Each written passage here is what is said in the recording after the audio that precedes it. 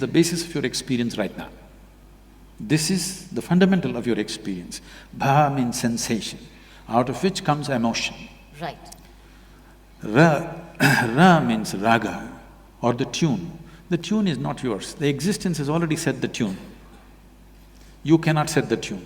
Now you have to just find the rhythm, which is the Tala. If you find the right rhythm, you are a fantastic human being. If you miss the rhythm, you're crushed by the process of life. So we called this nation Bharata, and the first, or not necessarily the first, one of the great kings of the past was Bharata. People say the country is named after him. No, he is named after the country. There are so many Bharats and Bharatis in this country. Their country is not named after them. They are named after this nationhood. Did we make a mistake then in converting our name from Bharat to India? A serious mistake, because you need to understand this. Whenever somebody occupies a nation, any conquering forces, when they take over certain nations, first thing they will do is they'll change your name. This is the technology of dominance. This is the technology of enslaving. You must see, if you look at the African-American history, when African people were brought in, the first thing is, at the port, their names were changed. Whatever they had African names, they were taken away and some silly names will be given. That's what has been done to us. Thiruvananthapuram is Trivandrum, okay? Chennai is Madras. We don't know whether we're mad or we're rascals. Like this, India, what does it mean? It doesn't mean anything. So if I give you a meaningless name, you will become a meaningless, stupid person in front of me, because I have a meaningful name, I have a tradition, I have a culture, you have nothing. So in that context, we have become India. This is the first thing, because the concept of a nation must sink into everybody's mind. Yes. Because nation is just an idea. When this idea burns through your mind and sinks into your heart and your passion is risen towards that, then you have a real nation. Otherwise, nation is just in the paper. This is the unfortunate reality for us right now. So at least when they left in 1947, the first thing we should have done is change the name in such a way that it resonates in some way in everybody's mind. Right. Now you are using an English name for an Indian nation. Hardly 2–3% of us can speak English language in this country properly, okay? The remaining people are essentially left out. I think this is one thing I would like to request the present Prime Minister. We must rename this country in a way it reverberates in everybody's hearts. Wow.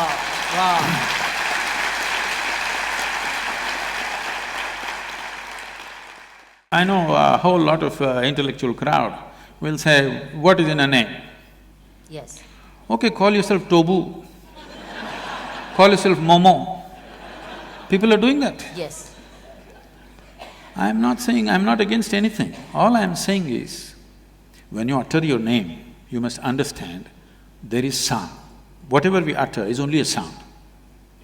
The meaning is only a psychological thing, a social thing. Right now, if I say Kiran, it's only a sound. The meaning is psychological and social. Leave the meaning of it. The sound is existential and it has a power. Bharat has power. This power has to reverberate through everybody's hearts in this country. And the idea of what it means to be an Indian, the fundamental concept, 5 things you must know about being an Indian. This must get across to every human being, because if every human being who lives in this country, if his aspirations are not the same as the national aspiration, then you don't have a nation, you just have names.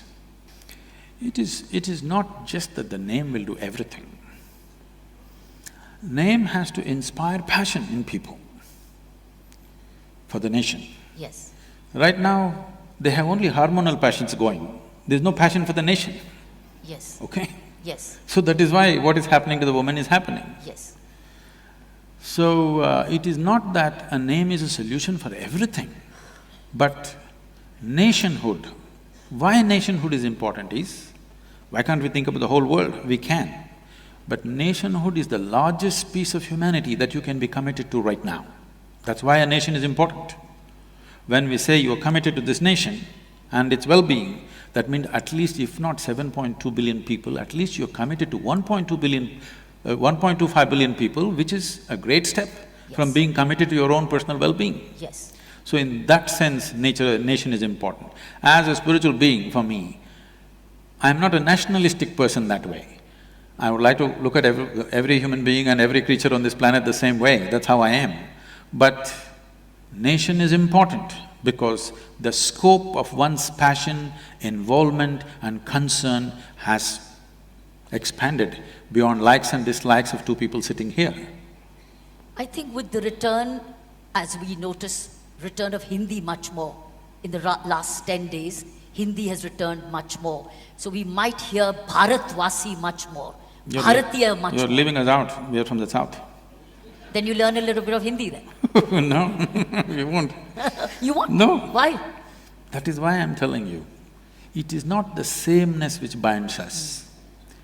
We are different people, but we are fine together. That is the nation, that is the nature of this country.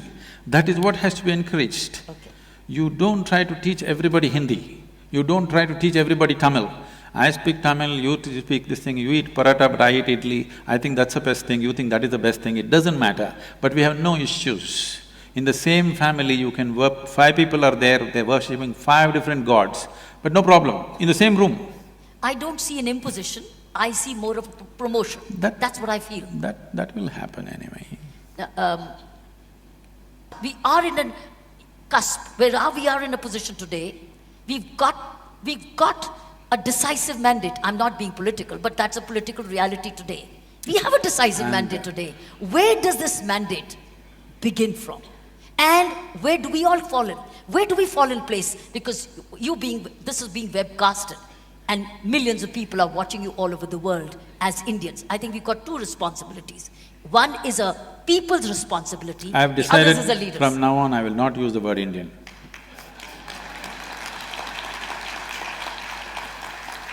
Why? Yeah, I would like to use the word Bharat.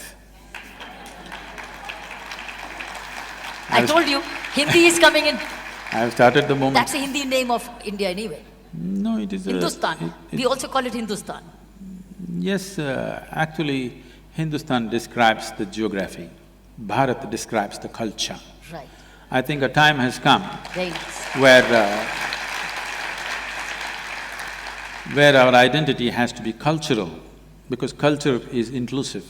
This is something we must understand. When his 7 sages, who are now considered the celebrated Saptarishis of this country, you must understand this first of all. The greatness of this nation is in pursuit and accomplishment of spiritual dimensions. It is this spiritual thread which is holding the country together, this longing to know. If you hack it, then you cannot maintain the sovereignty of this country, believe me. Is it religion? It is not religion. No? No, I'm telling you, the nationhood, what we call as Bharat, predates all religion. So when Adi Yogi was asked by the 7 sages, how many ways can we attain? He said, if you use your physical body as a foundation, there are 112 ways of realizing the divine. But if you transcend the physical body, then as many atoms there are in the universe, that many doorways are there. Do you call this a religion? No. Religion means that you believe this is it. And unfortunately, religious teachings, a whole lot of religious teachings do not believe in nationhood. They do not believe in the fundamental existence of a nation. Now, this is not about going with somebody, for somebody, no. First of all, we must decide, are we a nation? If we are, the idea of a nation should be burnt into everybody's head. How? Where do we begin from? Schooling, of course. With the teachers with no general knowledge? You can train them in a summer. Who trains them? This is what needs determination in the leadership, that's what I'm saying. What is this country? See, I must tell you this. The United States of America, in the 20s particularly, when a whole lot of Italians and others, particularly Italians, a lot of them moving to United States, now they speak their own language, they eat their own food, They're among themselves, they will not mix with the so-called American thing because their culture they think is richer, they're somewhat, like a exuberant population like India at that time, so they won't mix. So the US government did something which is amazing, which today I'm sure a whole lot of intellectuals will brand this as fascist, but they'll all queuing up to go to United States, of course. US government made posters. For Germans, one kind of posters, for Italians, one kind of posters, Jewish people, another kind of posters. Within the kitchen of every home, they must fix this poster, okay? It's a government-released poster. Wow. Where an Italian housewife, how she should serve an American breakfast every day in the morning, how she should be dressed, how the table should be set, what should be for breakfast. For lunch, dinner you can eat Italian, but breakfast should be American. Wow. You understand? I'm saying this may sound fascist, Yes. but it is with this they integrated different ways. I'm saying even something so small as what you're eating for breakfast, the government is looking at it because they're interested in making a nation. Wow. I was amazed. I saw that poster is still with me somewhere. I was amazed to see that somebody went into such elaborateness of putting people together. If you'd left them like that, they would all be separate nations within a nation and fighting with each other. Absolutely. Whatever said and done, America is such a melting pot, but one nation,